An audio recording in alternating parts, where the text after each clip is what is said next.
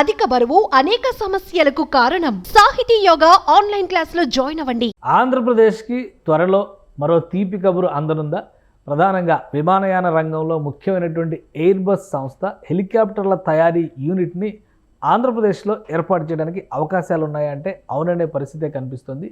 జాతీయ మీడియా ఇచ్చినటువంటి కథనాల ప్రకారం ఎయిర్ బస్ సంస్థ హెలికాప్టర్ అసెంబ్లింగ్ యూనిట్ని భారతదేశంలో ఏర్పాటు చేయబోతుంది. ప్రధానంగా H-125 మోడల్ హెలికాప్టర్లకి విపరీతమైనటువంటి డిమాండ్ ప్రతి చోట ఉండడం, ప్రస్తుతం ఉన్నటువంటి ఈక్వేషన్స్లో భాగంగా ఆంధ్రప్రదేశ్లో ప్రొడక్షన్ యూనిట్ పెట్టాలనేటువంటి ఆలోచన ఎయిర్ బస్ సంస్థ చేసింది. ఈ నేపథ్యంలో భారత్లో వివిధ రాష్ట్రాలను సందర్శించిన తర్వాత షార్ట్ లిస్ట్లో 4 రాష్ట్రాల పేర్లు వచ్చాయి. ఆ 4 రాష్ట్రాల్లో ఆంధ్రప్రదేశ్ కూడా ఉంది. ప్రస్తుతం ఆంధ్రప్రదేశ్లో మారినటువంటి కూటమి ప్రభుత్వం తీసుకుంటున్నటువంటి ఇండస్ట్రీ ఫ్రెండ్లీ పాలసీస్ వలన ఈ H-125 air crafts assembling unit ఏపీకి దక్కే ఛాన్సెస్ ఉన్నాయనేటువంటి సంకేతాలు కనిపిస్తున్నాయి. అసలు షార్ట్ లిస్ట్లో ఉన్నటువంటి సంస్థలు ఏంటి, ఈ H-125 మోడల్ వలన కలిగేటువంటి ప్రయోజనాలు ఏంటి, ఒకసారి విశ్లేషించేటువంటి ప్రయత్నం చేద్దాం. టోటల్ షార్ట్ లిస్ట్కి సంబంధించి ఎయిర్ బస్ అనేటువంటి సంస్థ ఒక ప్రతిష్టాత్మకమైనటువంటి సంస్థ. ప్రపంచవ్యాప్తంగా ఈ లైట్ సివిల్ ఏవియేషన్ హెలికాప్టర్స్ తయారు చేయడంలో ఈ సంస్థకి ప్రత్యేకమైనటువంటి స్థానం ఉంది.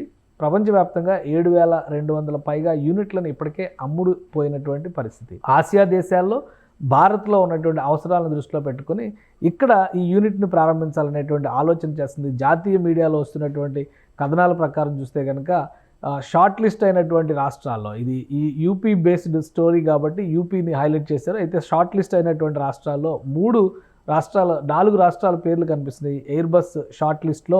ఈ 4 రాష్ట్రాలకు సంబంధించినటువంటి డీటెయిల్స్ ఒకసారి చూద్దాం.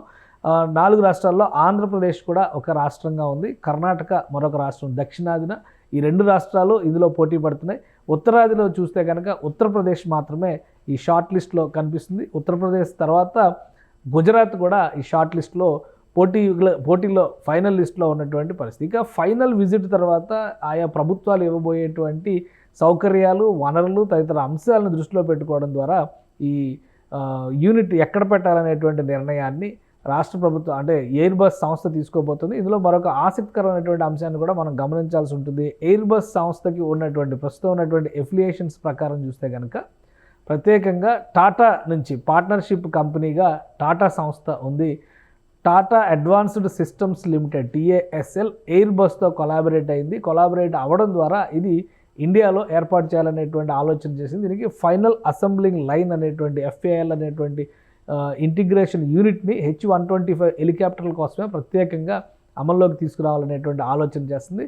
సో ఈ FAL ఫెసిలిటీ వైజ్గా కనుక చూస్తే కనుక H-125 ఎయిర్ క్రాఫ్ట్స్ని ఇండియన్ మార్కెట్ కోసం అలానే సమీపంలో ఉన్నటువంటి దేశాలకి ఎక్స్పోర్ట్ చేయడానికి కూడా ఉపయోగిస్తారు.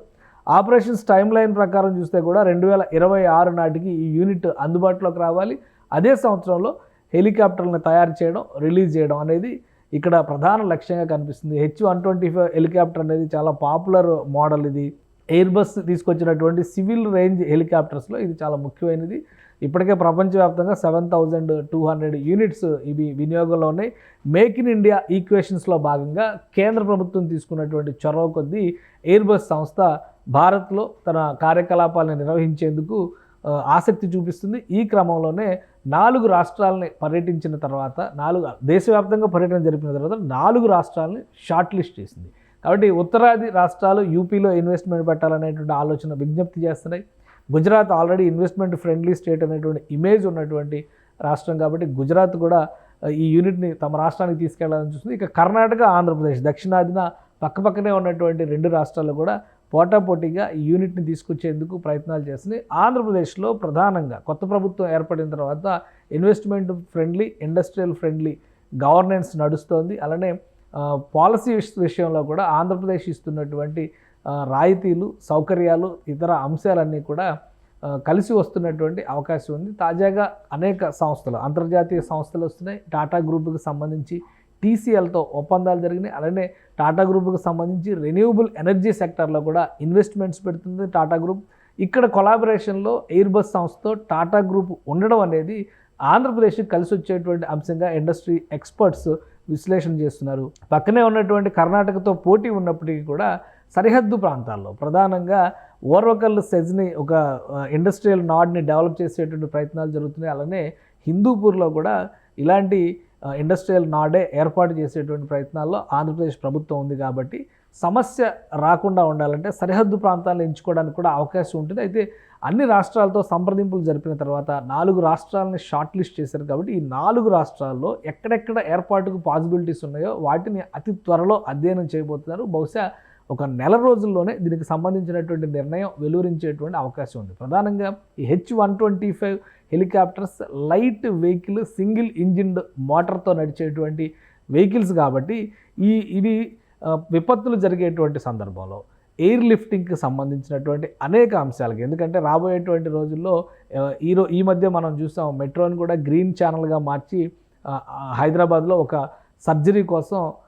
లివర్ని తీసుకెళ్ళినటువంటి పరిస్థితి ఉంది. అటువంటి ఎమర్జెన్సీ యాక్టివిటీస్లో కానీ అలానే ఎయిర్ అంబులెన్స్ లాంటి నిర్వహణకు కానీ ఈ H-125 హెలికాప్టర్లు బాగా వినియోగంలో ఉంటాయి. అలానే అభివృద్ధి చెందుతున్న దేశాల్లో ఎక్కువ డిమాండ్ ఉన్నటువంటి మోడల్ ఇది. అది సివిల్ ఏవియేషన్లో మరింత ప్రత్యేకమైనటువంటి మోడల్గా దీన్ని గుర్తిస్తారు.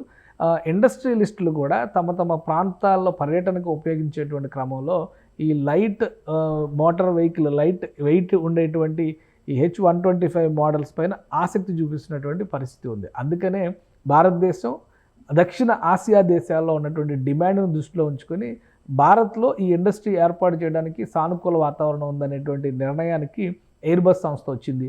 మేక్ ఇన్ ఇండియా కాన్సెప్ట్లో భాగంగా దేశవ్యాప్తంగా పారిశ్రామిక విధానాలు, ఆయా రాష్ట్ర ప్రభుత్వాలు ఇస్తున్నటువంటి ప్రోత్సాహకాల మీద అధ్యయనం చేసింది. మొత్తం మీద 4 రాష్ట్రాలని షార్ట్ లిస్ట్ చేసింది. సో ఆంధ్రప్రదేశ్ కనుక ఈ రేస్లో ముందుంటే అతి త్వరలోనే మరొక తీపి కబురు అందనుంది. ప్రధానంగా దీనికి సంబంధించినటువంటి ఎక్స్పర్టైజ్, ఇంటిగ్రేషన్కి సంబంధించినటువంటి మ్యాన్ పవర్ దొరికేటువంటి అవకాశాలు, రవాణాకి సంబంధించినటువంటి అవకాశాలు, వీటిని దృష్టిలో పెట్టుకుని ఎయిర్బస్ సంస్థ ఫైనల్ డెస్టినేషన్ని డిసైడ్ చేసేటువంటి అవకాశం ఉంటుందని ఇండస్ట్రీ ఎక్స్పర్ట్స్ చెప్తున్నారు.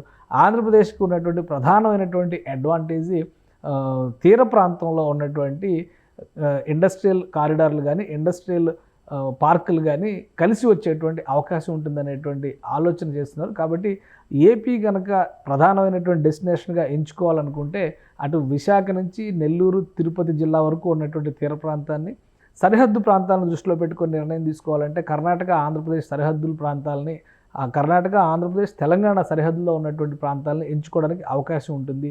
కానీ మిగతా రాష్ట్రాలతో పోల్చి చూసినప్పుడు ఈ పోటీలో ఆంధ్రప్రదేశ్ వర్సెస్ కర్ణాటక ఎక్కువగా వినిపిస్తున్నటువంటి పేరు. ఉత్తరాది రాష్ట్రాలపైన దీనిపైన పెద్ద ఆసక్తి చూపించేటువంటి అవకాశం ఉండకపోవచ్చు. ఆల్రెడీ గుజరాత్ రాష్ట్రం డెవలప్ అయినటువంటి స్టేట్ కాబట్టి అక్కడ ఇచ్చేటువంటి రాయితీల కంటే మరింత మెరుగైనటువంటి రాయితీలు ఆంధ్రప్రదేశ్ ప్రభుత్వం ఇచ్చే అవకాశాలు ఉన్నాయనేటువంటి వాదన కూడా ఇండస్ట్రియల్ ఎక్స్పర్ట్స్ చేస్తున్నటువంటి పరిస్థితి ఉంది. సో అతి త్వరలోనే, దాదాపు ఒక నెల రోజుల్లోనే ఆంధ్రప్రదేశ్లో ఈ హెలికాప్టర్ ఫైనల్ అసెంబ్లింగ్ యూనిట్ అనేది రాబోతుందా అనేటువంటి దానికోసం, ఆ తీపి కబురు కోసం ఎదురు చూస్తున్నటువంటి పరిస్థితి ఉంది. ఒకవేళ అది వస్తే కనుక కూటమి ప్రభుత్వం ఏర్పడిన తర్వాత మరొక భారీ ప్రాజెక్టు ఆంధ్రప్రదేశ్ తలుపు తట్టినట్టుగానే భావించాల్సి ఉంటుంది. సుమన్ టీవీలో మీ పర్సనల్ అండ్ బిజినెస్ ప్రమోషన్స్ కోసం కింది నెంబర్కి కాంటాక్ట్ చేయండి.